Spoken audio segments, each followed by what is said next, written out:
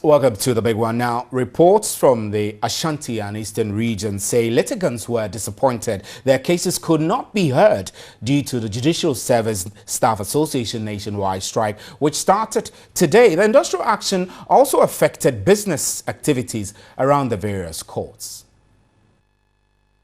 Already, members of JUSSAG have begun their nationwide strike to demand payment of their consolidated salaries.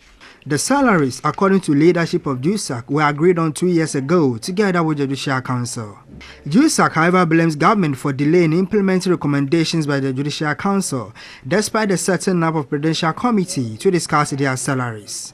The Minister of Employment and Labour Relations, Harun Idrisu, has described the strike by JUSSAG as regrettable and disappointing. He said although concerns of JUSSAG are genuine, he was emphatic government will not be stampeded to implement the recommendations. By all indications, it's an illegal strike.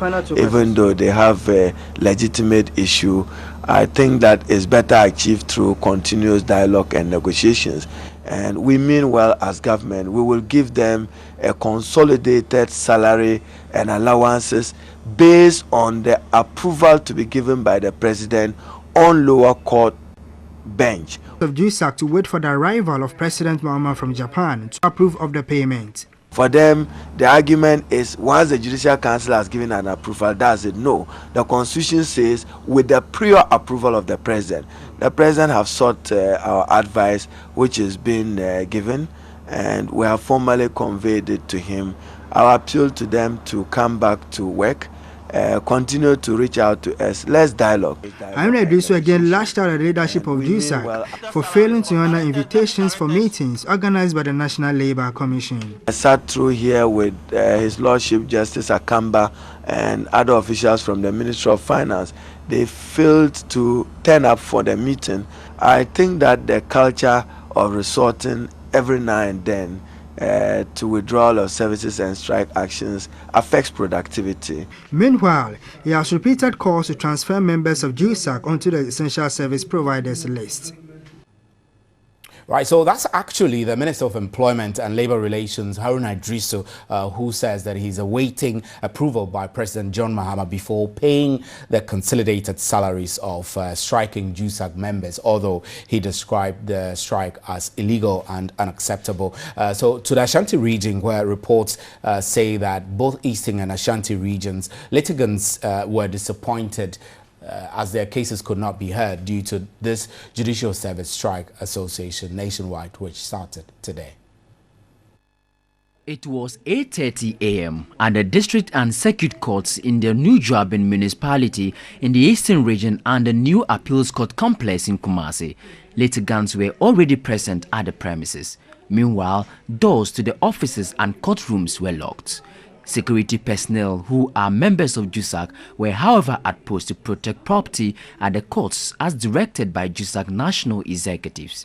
There was no heavy vehicular traffic or petty trading at the courts. The story was same at the former High Court building around Kumasi Central Police Station, which now houses the circuit courts. Relatives of accused persons loiter around the premises of the courts with no hope of their cases being heard. Some were disappointed at the turn of events. Some police prosecutors who turned up to file documents could not do so. Information gathered indicates the strike action will cause persons held at cells to stay for long periods without bail. Let's get on to the telephone lines now. Industrial relations, labor relations expert Kofi Gavo is joining us on the telephone lines now. Good evening, sir, and we're grateful you could join us. Good evening. Now, It's a pleasure. This JUSSAG strike is becoming a bit problematic. The Minister of Employment and Labour Relations describes the strike as regrettable and illegal, although he has called for patience among the JUSSAG members for negotiations to continue. I mean, I know that strikes have been ongoing lately. I mean, every agitated group threatens strike, they go on strike. The JUSSAG strike over consolidated salaries. Would you say the JUSSAG members are right in demanding, pushing for this and striking? Thank you very much. When you say right, I don't know what you mean by right, whether the legality of it or otherwise. The legality of it, of course. I mean, the minister says it is illegal. Is it really illegal from the context of the labor laws, as you know? They are supposed to have given 7 days notice. And if no attempts are made to get the issue resolved, then they will be cleared to embark on the strike.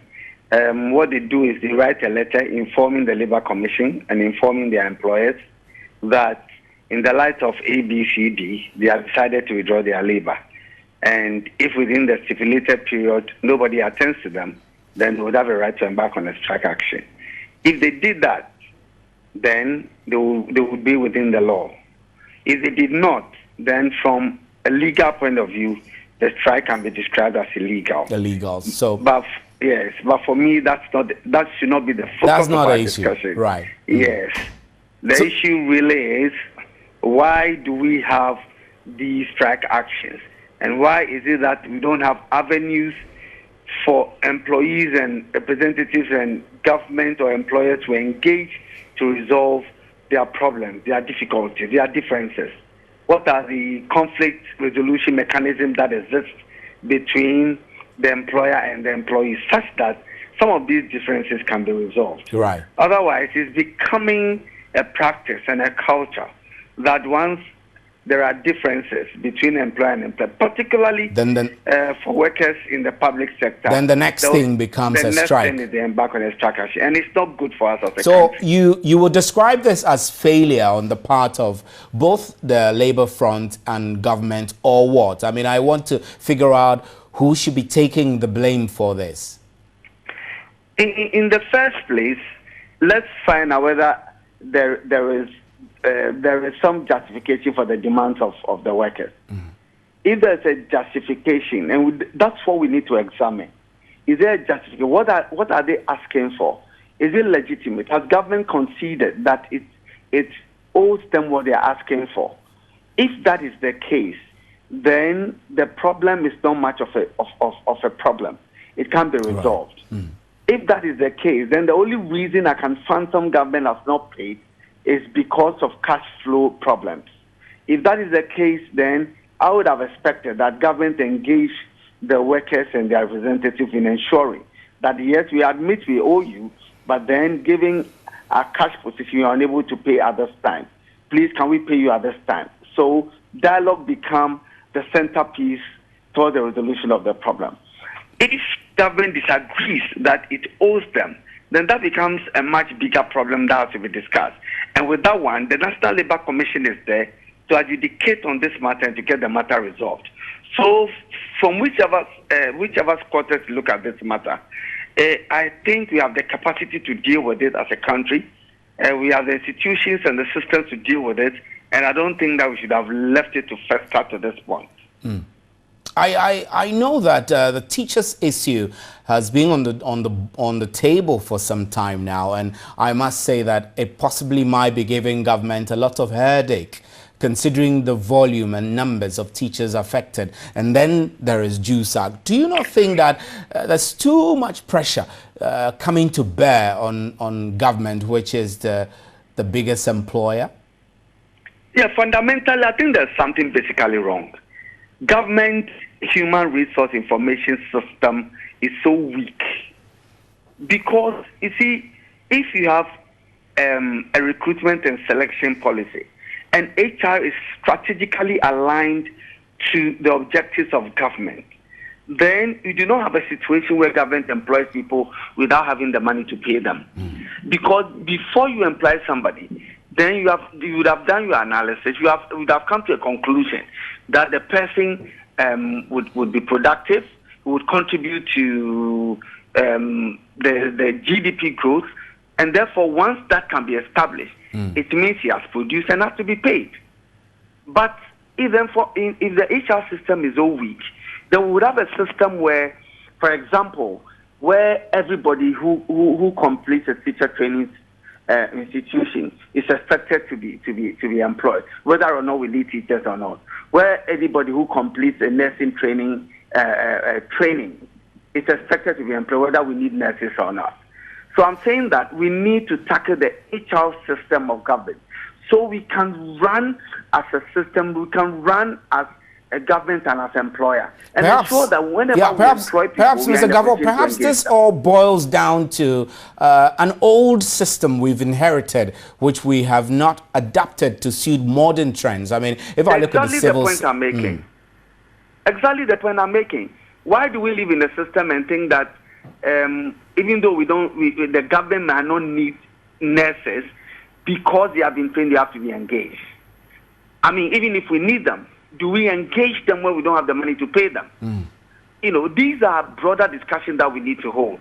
So like you said, we move from the old practice to a point where we are aligning government objectives with our selection and recruitment policy. Because we must move away from the days where we needed nurses and teachers so urgently that immediately they completed school, we didn't have a choice but to absorb them. We had the capacity to reward them. So what you're suggesting, that government should go into some form of private public partnerships with other agencies so that it won't be like, for example, you cited the issue of nurses. If you went to a nursing training college because you were trained by the state, you're bonded, and as a result of your bond, the government is more like compelled or obligated to give you a job. So if it doesn't have a job, then it becomes a desperate situation. What I'm simply saying is that government must act as an employer. An employer will act in the private sector. If you don't need the nurses, don't engage them. If you engage them, pay them.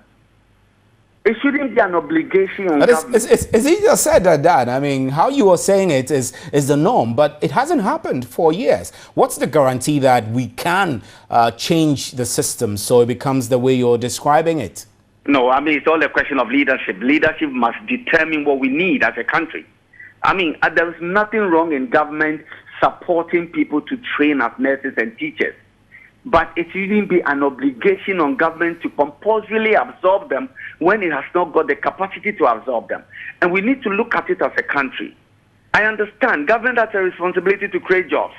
So to that extent, government is compelled sometimes to say that, yes, that's been the old practice. We can't throw you away. Let's engage you. But we must get to a point where we are saying that, look, as an employer, I have a responsibility to engage the employees that I need so I can take them and take time and reward them in accordance with their productivity. As a government, I have a responsibility to create an atmosphere where the private sector can also employ those that I support to get trained as nurses and teachers. Right. These are two-pronged approaches to job creation. You know, government should not be seen to be employing every single teacher and nurse that comes out of training simply because it is government. Right. We must have the need for it, and if we don't have, we don't engage. Right, Mr. Davo, we're grateful. Thanks very much for your time, Mr. Kofi Davo. It's an industrial relations expert who joined us there. My name is Stephen N.T. We're still on News at 10. We'll be right back. We have more.